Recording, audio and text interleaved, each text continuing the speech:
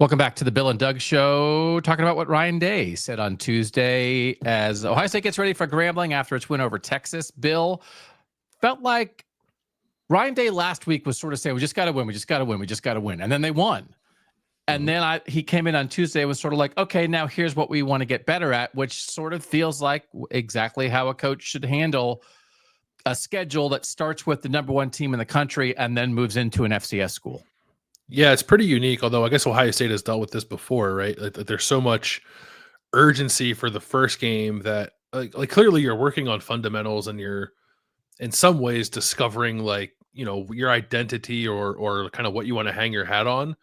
But you really need to simplify things and really hone in on what it takes to win a game like the one that Ohio State just played against Texas. And then you can sort of like expand your view again and figure out exactly what those things are that you might be best at in areas where you might be deficient that require more focus. So Ohio State now has kind of 3 weeks to figure all that out, with Grambling this week, Ohio next week, and then a week off before they go to Washington at the end of the month. It's funny to me how sometimes these games do get scheduled in week one, because I can remember in 2022 talking to Gene Smith after Ohio State opened with Notre Dame, and he was like, he did not like playing that game first, right? And so then the next year in 2023, Ohio State did open with a conference game at Indiana, but Notre Dame wasn't until week 4.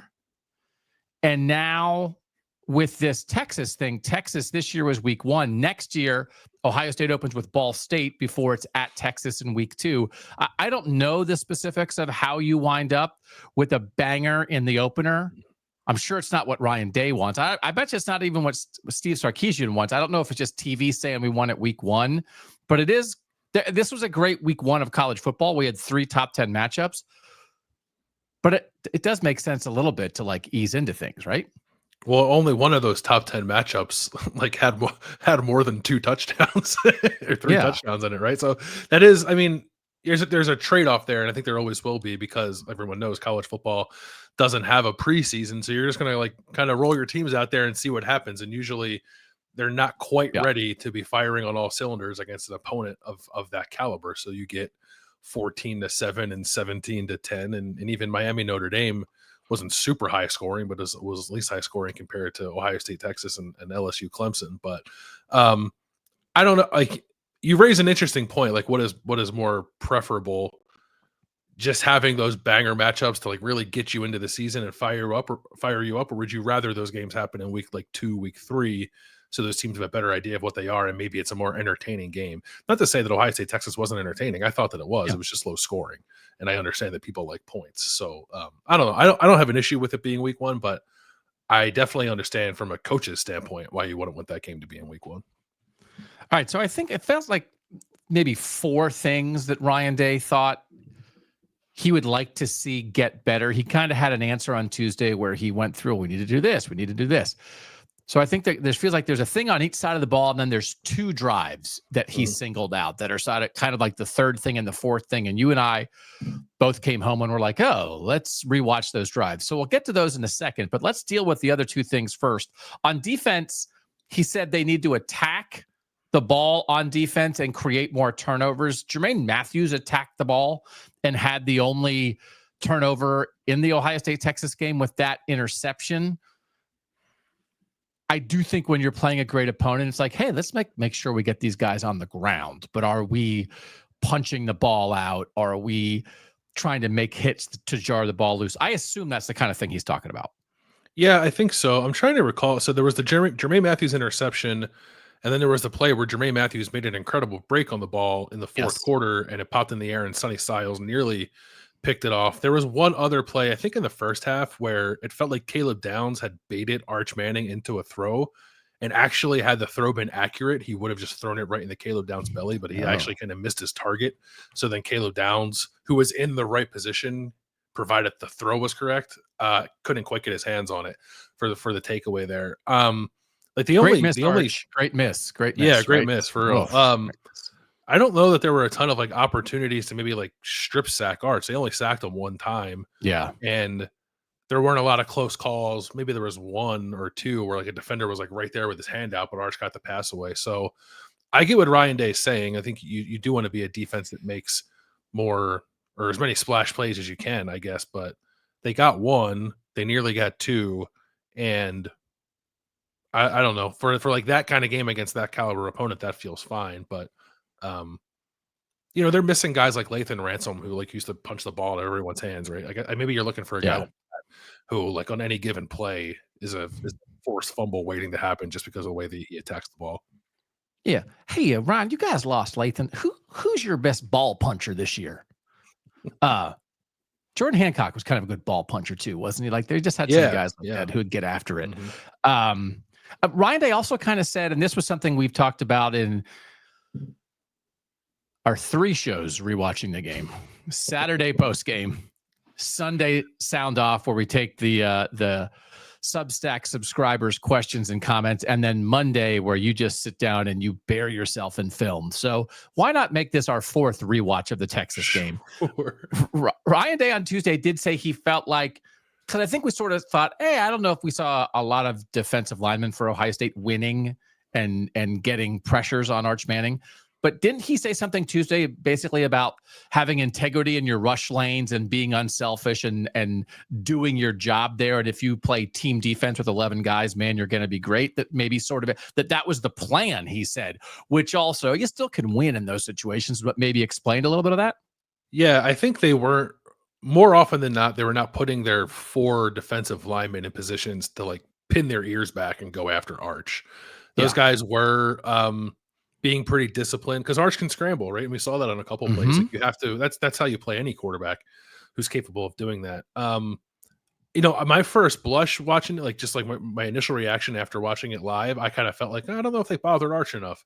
And then rewatching it now, I actually think it was okay. There were more like twists and stunts and games and stuff up front than I had realized watching it live, and a couple of them, while not getting home, got pretty close to getting home in a way that I thought affected Arch. So true that you didn't see like Kenyatta Jackson, right? Like, ripping a guy's arms off and then go sacking Arch Manning, nor really any of the other defensive linemen. But I thought those guys kind of did what they had to do to make sure Arvell Reese got one-on-ones, and Arvell Reese had 5 pressures and the game's only sack. And, Tywone Malone on one play, I think actually on the play that was almost an interception, that the ball that got tipped by Jermaine and almost picked off by Sonny, Tywone Malone like looped around and like ran over Arch Manning, and I think in a way that like did not let him get all of his arm into the throw. So it was a better defensive line game on rewatch than I initially thought. Second thing that Ryan Day mentioned is being more explosive on offense, and I want to give you a little quiz, Landis. Do you know how many offensive plays are 20 yards or more Ohio State had on Saturday? 20 yards or more? 1? 20 yards or more. 1. So it's the touchdown to Carnell Tate. That ties Ohio State after the first week of the season for 123rd in the nation. There are only 2 of the 136 schools in the FBS who have 0 plays of 20 yards or more. It's Akron and Middle Tennessee State. And then Ohio State with 1 is tied with Buffalo, Charlotte, Cincinnati, Georgia Southern, Miami, Ohio, Nebraska, Rice, Stanford, UCLA, UTEP, and Washington State. What is wrong with the Buckeyes? How many did Texas have? Texas had, let me search for the word Texas. 2? Texas had 3. No, 3. 2. No, 3. 3 of 20 yards or more for Texas. Okay. So we know what he's saying there. I mean, it's just factual. And you even asked Ryan Day about the shot that on the first 4th down drop by Max Clare that Julian's saying didn't take the shot and maybe could have, which we'll let you talk about. But he also then mentioned trying to get some explosive plays in the run game. We get it. I mean, they have capability of being explosive, but again, win the game was the only desire in this one, and they did that. What do you? Let's talk about your question and Ryan Day's answer about why Julian Sayin didn't throw that ball to Jeremiah Smith on 4th down, because they talked about it a lot on the broadcast, and I thought Ryan Day had an interesting explanation.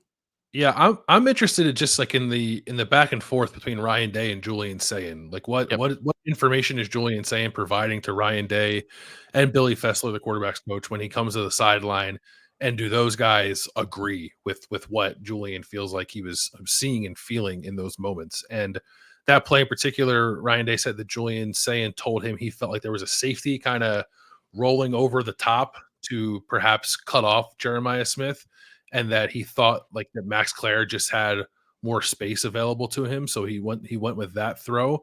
And I think if you watch it like even on the TV copy, you see Ryan Day like immediately go to Julian Sayin, and I'm assuming ask him like, why didn't you throw the ball to Jeremiah?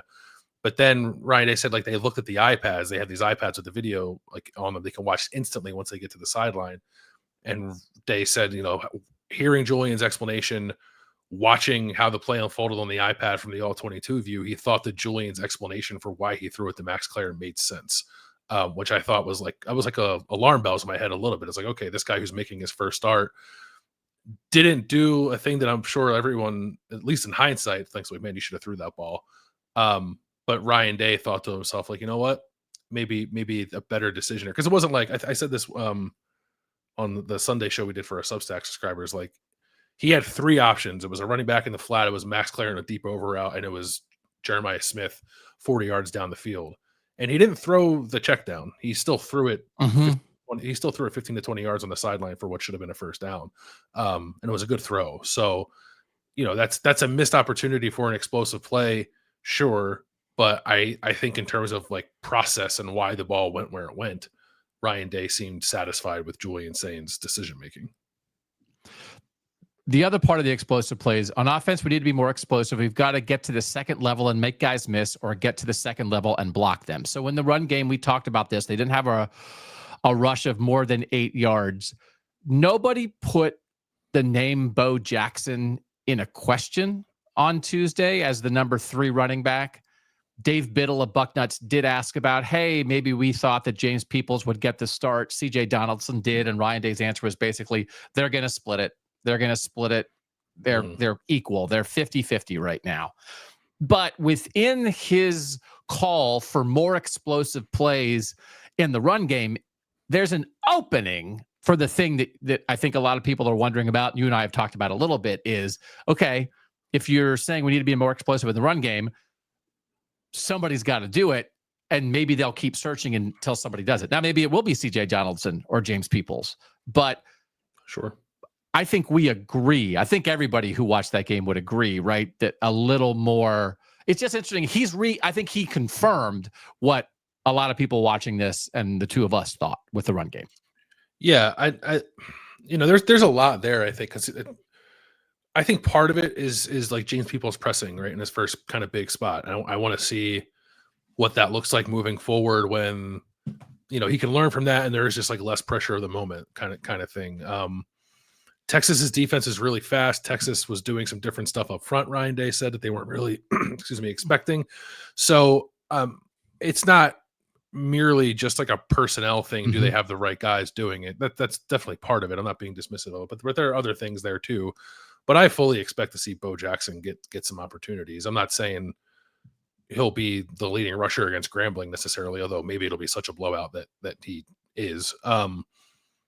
It's all about what's it look like the next time they get on the field in a bigger game, which is the Washington game. Like what do we think the pecking order and the touches might look like once Ohio State gets to that point? And my guess right now would still be that it's CJ Donaldson and James Peoples leading the way. But if Ohio State gets some momentum with a guy like Bo Jackson or Isaiah West, one of those two freshmen over these next 2 weeks, then maybe that looks different. But you can't, if they go through these next couple of games and it's just like the run game's not hitting because these guys aren't seeing it and it's not explosive, I think they will adjust. But I think it's also fair to give those guys some opportunities to show that they can do it these next couple of weeks. I do think I might put this at the top of my list of things I'm going to be watching on Saturday against Grambling. Yeah, I would too. It's just like you can't make too much of it. Like if it looks the same against Grambling, that's a problem. If it looks drastically different and those guys are popping 30 and 40-yard runs all over the place, you still have to take that with a grain of salt too. But I'm with you. I think that on offense, at least, that's the thing that I'm most keyed in on. I mean, obviously, there were not a lot of questions about the opponent on Saturday. There's just going to be a talent discrepancy, but still, they're going to run the same run plays. And are they seeing it?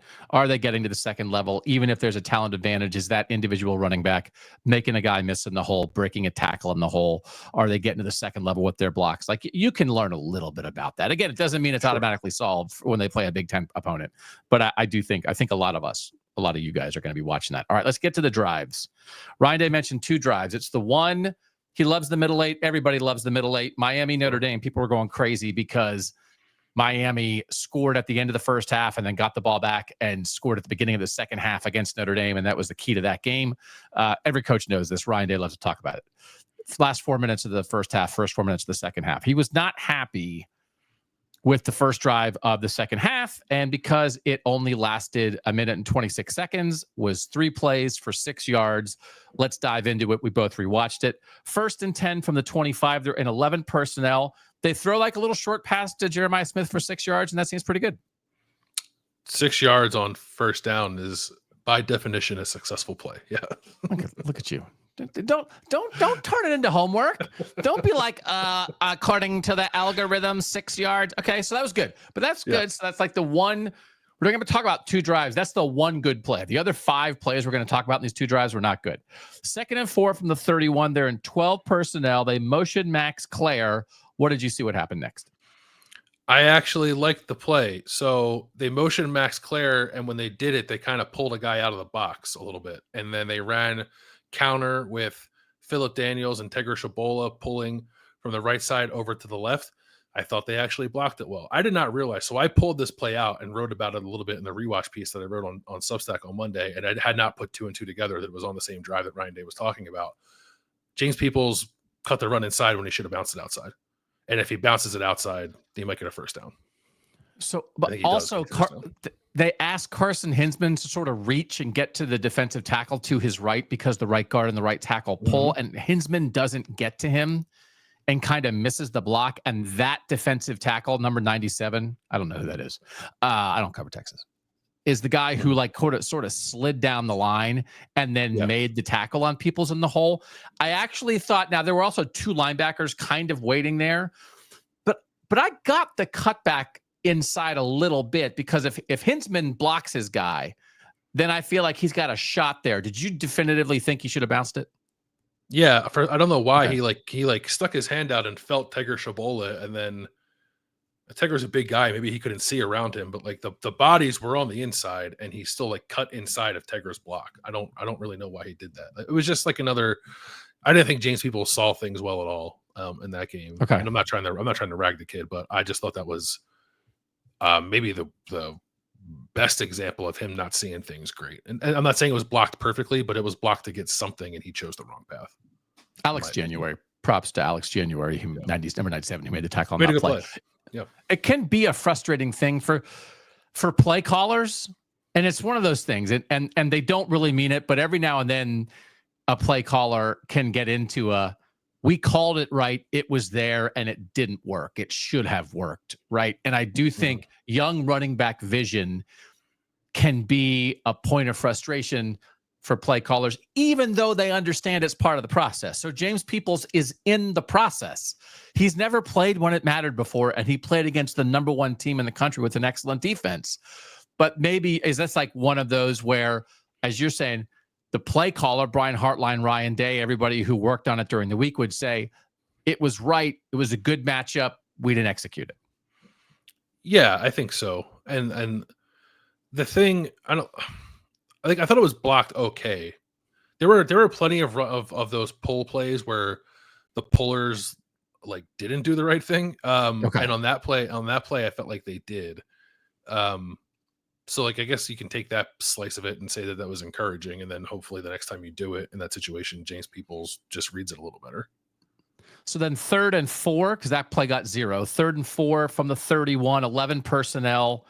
They wind up with a pass to Jeremiah Smith. They block it up pretty well, I thought. And this is where Manny Muhammad's in coverage. And did you think it was like should have been a hold or a pass interference? Yeah, he was all over him. Yeah. Well, he grabbed Jeremiah Smith's helmet with 2 hands, and then he put his right hand around his waist. I'm just asking. I didn't know if that was a penalty or not. No, I think I thought so. Texas blitzed on that play, was picked up pretty well.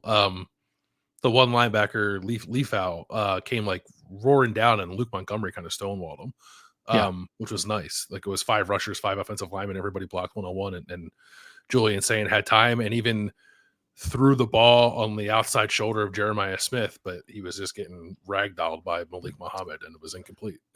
To be fair, as Ryan Day was saying, these 2 drives weren't good enough, and I didn't like the first drive of the second half. He didn't say, well, we should have had a first down because they missed a penalty.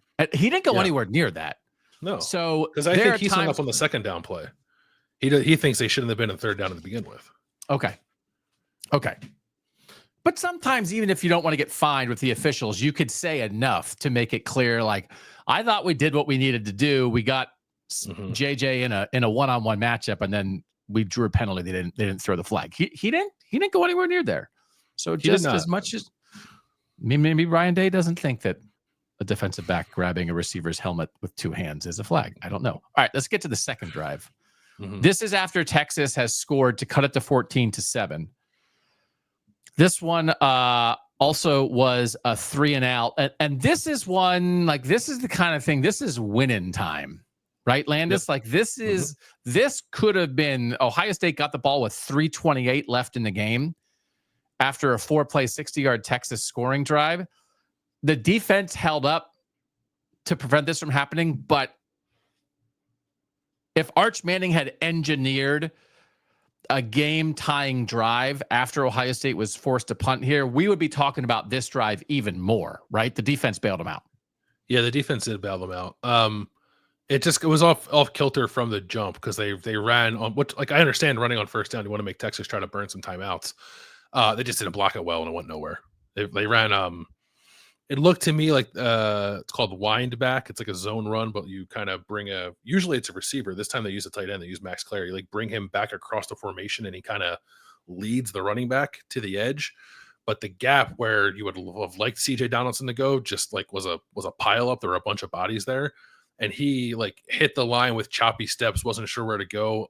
If he had been, and this is a big ask, I suppose, if he had been like decisive from the jump and just took it outside, he might still be running, but because there was nobody there. There was one player on that side, and Claire kind of blocked him. But Donaldson went where the play was designed to go, and there was just nothing there for him, and it was a run for no yards. So, like, 3 things here, I think. One is that sort of indecision by the running back that we've already talked about. He did chop his steps 2 yards behind the line of scrimmage, and even if you understand maybe why he did it, it just wasn't decisive, right? It was not a decisive run on first down. Second of all, they're in 13 personnel. They have 3 tight ends on the field again, and we've talked about this. Jeremiah Smith's the only receiver, and you said often that play you bring a receiver in motion. Well, Max Claire's in motion because he's really playing receiver on that play, right? And Bennett Christian and Will Kazmarek are the tight ends. So that's just a choice, and we'll talk more about 13 personnel. Like that, the money's like the game's on the line. It's go time. It's winning time, and Carnell Tate's not on the field.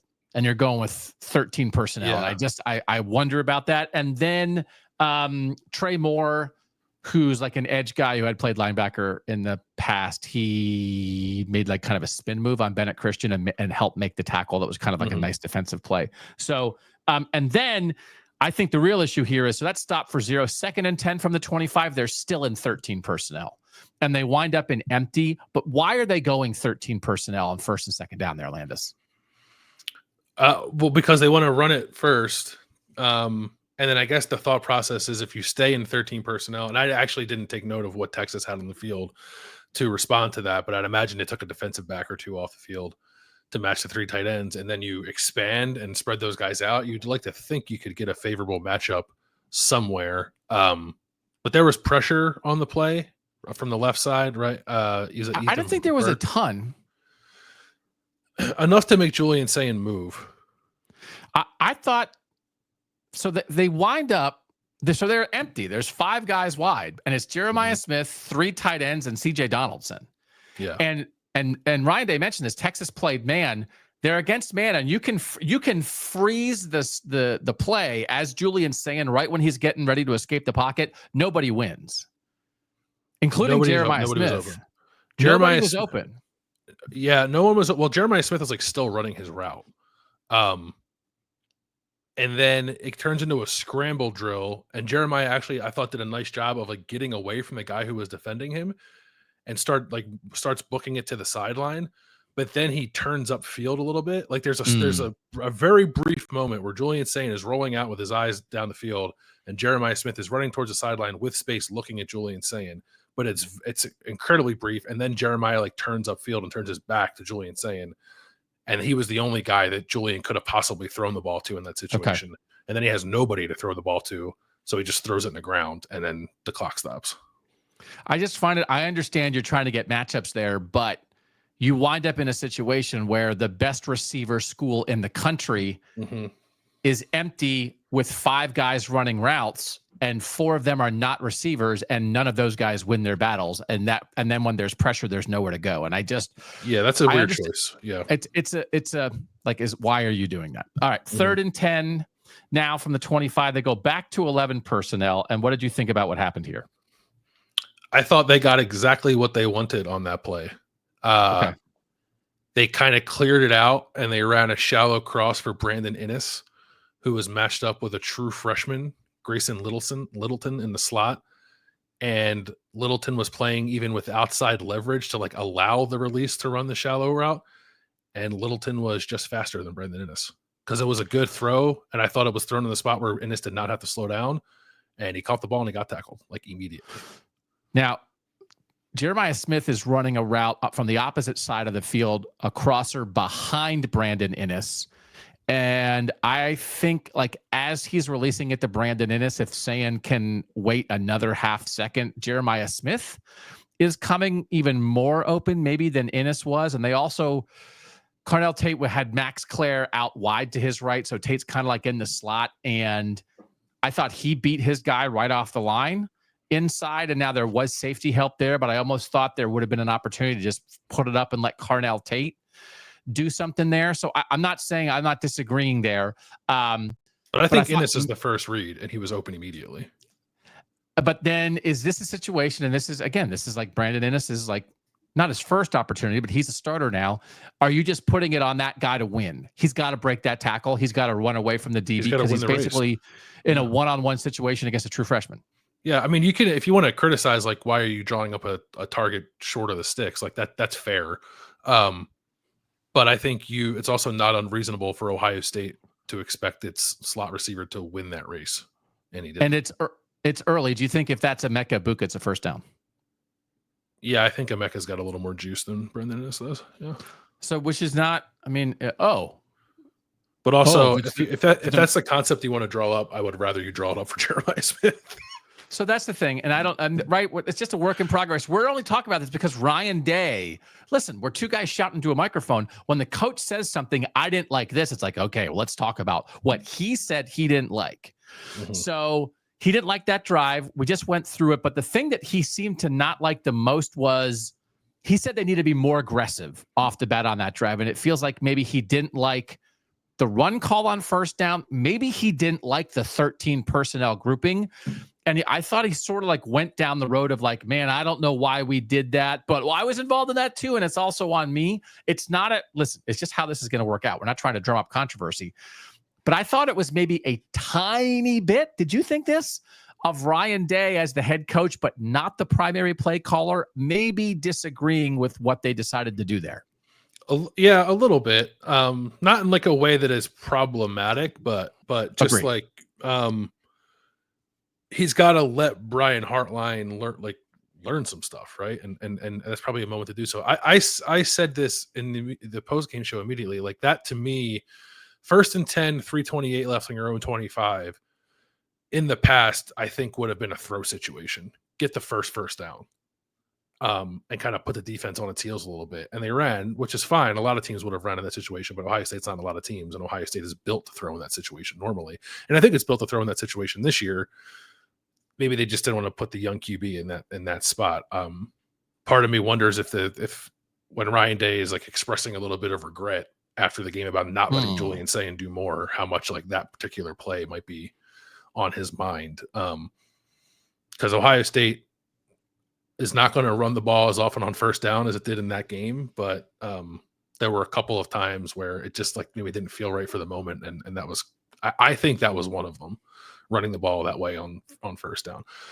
Although they had been running better in the 2 drives before it, so I also I want to take that into consideration too. But I would rather just see like if you can't get a slant to Jeremiah or something quick to Carnell Tate and let those guys run after the catch and see what happens there. Like you keep the clock running and maybe you get a bigger play.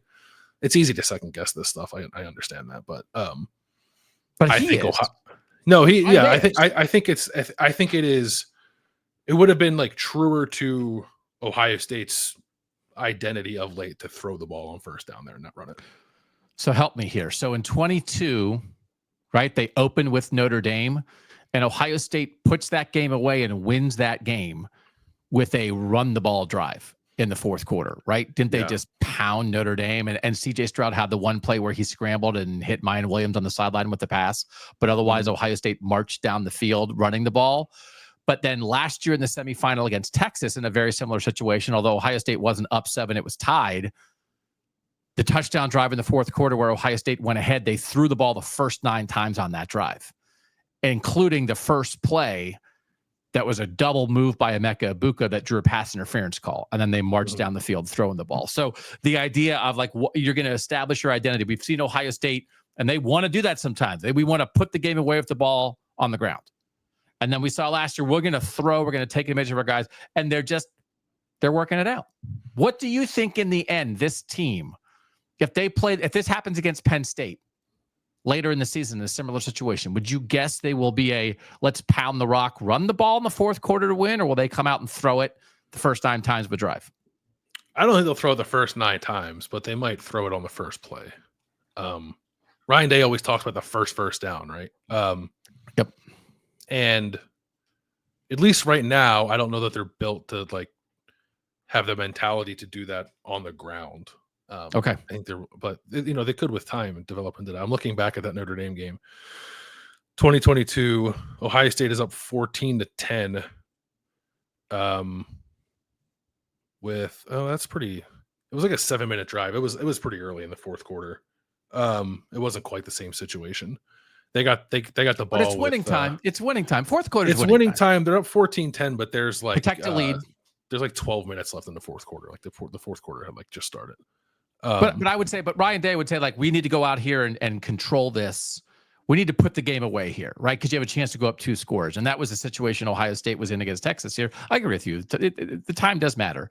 But we can go put the game away right now in the fourth quarter. Mm-hmm. So anyway, what happened? Did they run the ball a lot? On that drive, they ran the first 2, got a first down, and then threw it. They went run, pass, penalty. Run, pass, run to end the drive. Yeah. Okay. All right. So I thought it was interesting. I mean, it's certainly, they beat number 1, but this is what the head coach of the Ohio State Buckeyes on Tuesday focused on as they try to get better the next 2 weeks before their bye week, before they go play their first road game against Washington. Mm-hmm. So that's where we are. Thanks to you guys for being here. Check out our Substack. What's it called? The Substack? Bill and Doug OSU.substack.com. So you can go find us there if you want premium audio, premium video, premium written content, get to interact with us. We take questions, that kind of thing. We certainly appreciate you guys being here on the YouTube channel. The podcast feed is live, but we can't put stuff in it yet. That will be soon, right, Landon? So that'll be on Apple and Spotify and everywhere else. Yeah, hopefully resolved this week. I'm not quite sure. I can't do it yet, but hopefully this week that stuff will start showing up there. All right, we're going to keep pumping stuff out, man. That's what we do. Mm-hmm. That's what Ryan Day was focused on Tuesday. For now, he's Bill Landis. I'm Doug Lesmerises, and that was The Bill and Doug Show.